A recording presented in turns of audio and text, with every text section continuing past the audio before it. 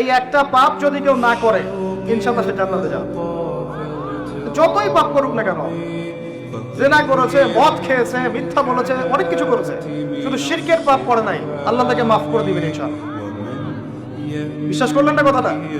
নবীজি বলেছেন এই উম্মতের যে কোনো ব্যক্তি যতই পাপ করুক না কেন আল্লাহ পাক সমস্ত পাপ মাফ করতে পারেন, কিন্তু শিরকের গুনাহ আল্লাহ পাক মাফ করবেন।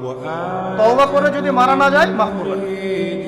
একটা এক্সাম্পল দিয়ে বোঝাচ্ছি তাহলে ক্লিয়ার হয়ে যাবে। মনে করেন কেউ একজন জিনা করেছে, তওবা করার সুযোগ হয় নাই, মারা গেছে, এখন আল্লাহ পাক কিয়ামতের মাঠে এই জিনার পাপটা মাফ করে দিতে পারেন, যদিও সে তওবা করে নাই। আল্লাহ পাক এই পাপটাও মাফ করতে পারেন। কিন্তু একজন ব্যক্তি শিরক করেছে, তওবা করে নাই, কিন্তু এই অবস্থায় যদি কাল কিয়ামতের মাঠে আল্লাহর সাথে সাক্ষাৎ করে, আল্লাহ তার গুনাহ মাফ করবেন। এই শিরক আর অন্য পাপের এই হলো পার্থক্য।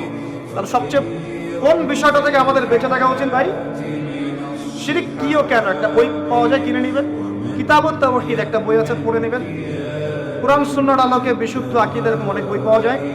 আর আকীদা সংক্রান্ত একটা অনবদ্য বই হলো আল আকীদা আত তাহাবিয়া। এই 4-5টা বই পড়লে আপনার শিরকের কনসেপ্ট ক্লিয়ার হয়ে যাবে।